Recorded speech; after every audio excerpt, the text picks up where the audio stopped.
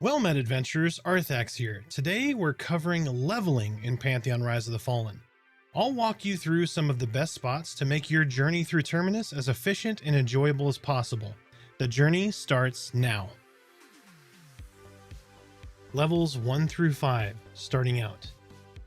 In the humble beginnings, you'll find yourself in places like the Barrowdark, Wild's End, or Availia. Stick close to these newbie areas as you grind through mobs while looting everything. Trust me, you'll need it for those crucial abilities. Skeletons are great for gearing up, but steer clear of any chevron-marked mobs unless you are ready for a fight. Levels 4 through 7, the Thronefast Thugs. Moving forward, you'll need a group for the camps on this list. The thugs near Thronefast are your next test.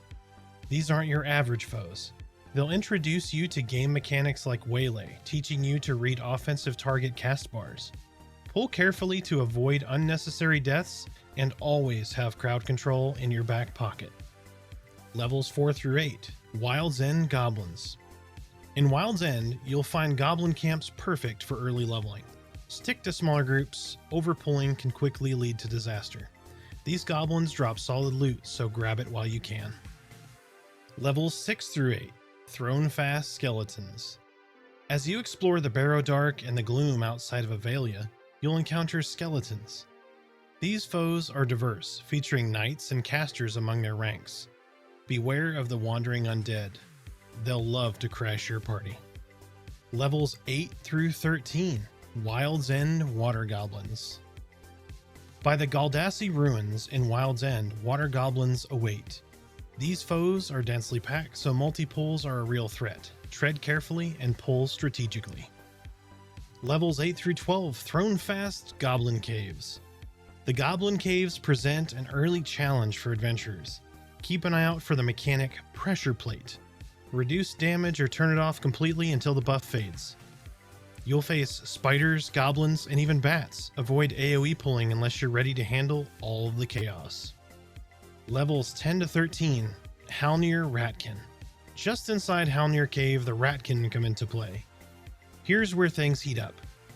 The Ravage mechanic is unforgiving. Check out my mechanics video for tips. Spiders here hit hard despite being easy kills, so stay alert.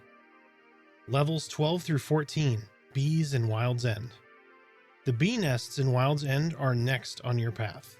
While not aggressive, bees will chain pull, so be ready to thin the swarm quickly with DPS or crowd control. Levels 12 through 15, Thronefast Manor. At the Manor, prepare for some serious challenges. Heartstopper will drop your health drastically if you're not careful, and Phobia, an AoE fear, can disrupt your team. Interrupt is essential. Levels 13 through 17, Wild's End Fearlings. Fearlings near Wild's End love to travel in small packs. Use crowd control to keep them manageable and don't let their numbers overwhelm you. Levels 15 through 19, Halnir Cave, Black Rose.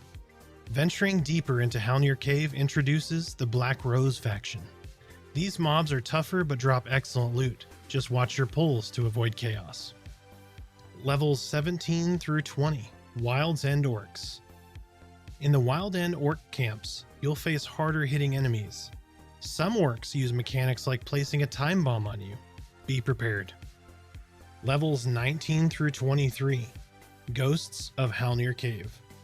The ghost areas of Halnir Cave are chilling but rewarding. Abilities like Shield Wall and Surge must be silenced or stunned, or your party may wipe. Keep an eye out for magical resistances and adjust your strategy accordingly. Levels 22 plus, Mad Run in Avendir's Pass. Ready for a dangerous challenge? Mad Run will test your mettle. Expect multi-pulls, making crowd control a must. Bring a strong group. Levels 23 plus, Hangor. Acclimation required. Finally, Hangor is for the truly brave. Obtain the Enchanter's Quill for Thame Ashmane's quest.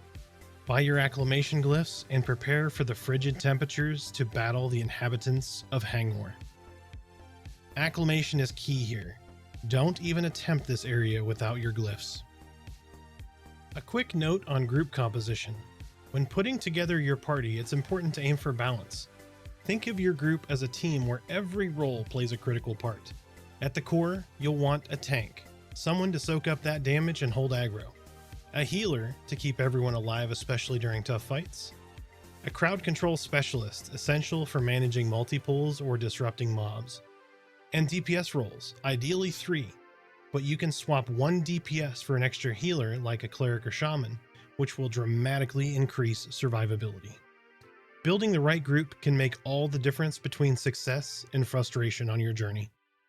Remember, progression in Pantheon rewards patience, strategy, and adaptability.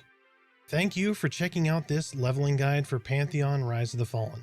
If you found this helpful, don't forget to like, subscribe, and hit that notification bell so you'll never miss an update.